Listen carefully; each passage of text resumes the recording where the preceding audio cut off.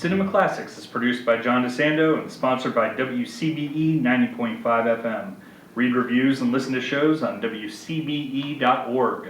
I'm John DeSando. I am Jordan Hanhilammi. And this is Cinema Classics.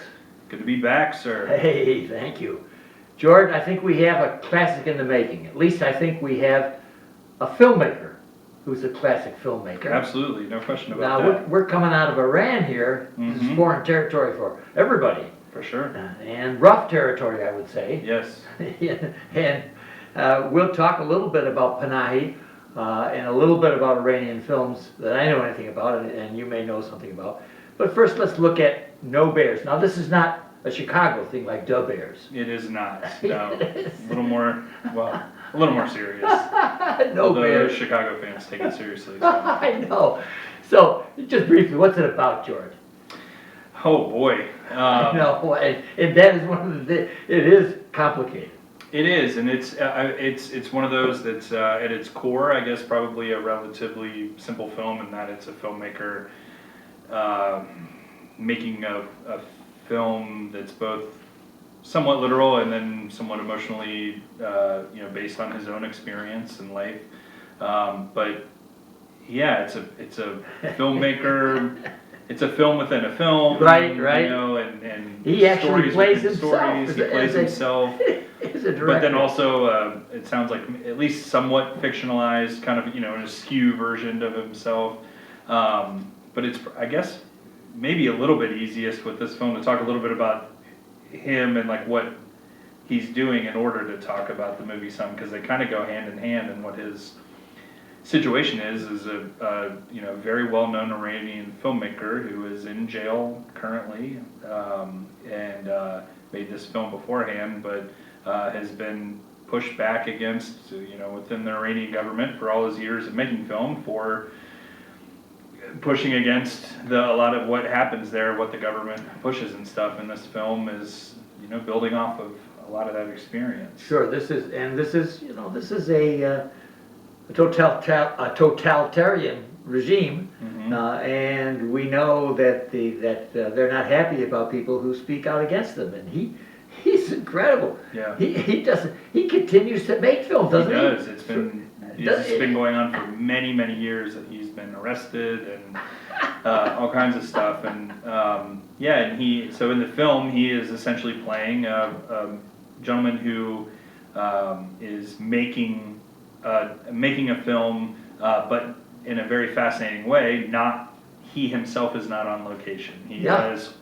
There seems to be a lot of things are kind of hinted at in the film, but at least as far as my interpretation, please, I'll say correct anything that I say that you may have interpreted differently, because there's a lot of things, a lot of nuance. Well, first of all, let's just talk about the physical part of this. Sure. He has a laptop and he has a smartphone, and he directs his story from a border town, Iranian border town.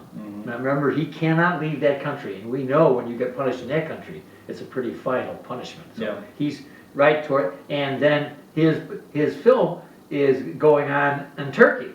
Right. And so he doesn't just, I don't want to tell you, if you want to really bow your head and say, my gosh, thank you to modern technology, when you see this genius. The openings, I mean, I just kind of heard in general that it was a great film, but in advance didn't know too much else about it. But to me, that opening shot is something I'll remember. It goes into my pantheon of great opening shots, where I had no idea what was, it's all a single shot. I was noticing there was no cuts as this opening scene's going on, and then the way it pulls back, and then all of a sudden you're in another room and you're looking at. I won't go too far into it. You just got to see it, but it is. I will encourage anyone. See it just for that opening shot. And young filmmakers should see this. If you think you have it tough, take a look what this guy does, and you're right. They pull back, and then I think somebody shouts "cut." So all of a sudden you know what happened, but it was.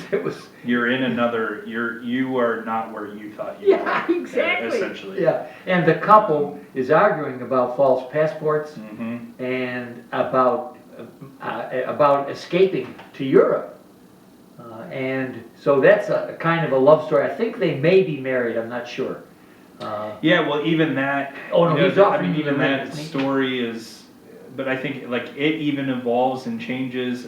Basically, this film felt like my favorite writer is Kaufman, and Oh, yes. film writer, and this is like there's Good choice. a lot of really Kaufman-esque stuff going on here, where it's even that story, the movie they're making.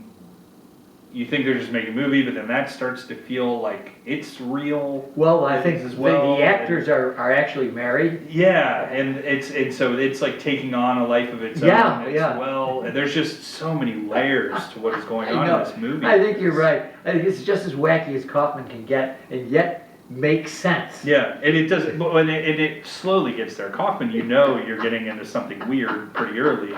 This one is a very slow burn in that, and there were those kind of reveals and stuff in a really beautiful way. All right, so we know that he's directing the film electronically. Mm-hmm. We know also that he has to deal with the local townspeople. Yeah, that's a whole other side element. And this is what I love about Iranian films, because they are about people. Mm-hmm. I mean, you were dancing around that term humanitarian, and I think you were absolutely right. Yeah. The films that I know, which we'll talk a little bit about later, are humanitarian, human-centered. They're people, they're real people, families, lovers, married couples. They're very interested in the nitty-gritty of life. Now, if you look at how they live, and I can't believe how they live, even the middle class, in these cement and uncomfortable places. But life is real to them, and that's the everyday interaction. That's what he gets. Now, what happens to him when he's not filmed? Well, yeah, there's a whole other storyline to it, which is, as you're, I think, getting at, like the nuance of a culture. That's where you learn a lot of the, there's more of the traditional movie tropes and, tropes, but things going on in that making a movie aspect of it, whereas this whole other side story where he's been roped into this situation of, did he take a photograph of a couple in the town as he was just out and about taking pictures? Did he take a picture of this couple that shouldn't be spending time together because she is supposed to be with someone else? She has been since birth. Yes, since the umbilical cord was cut.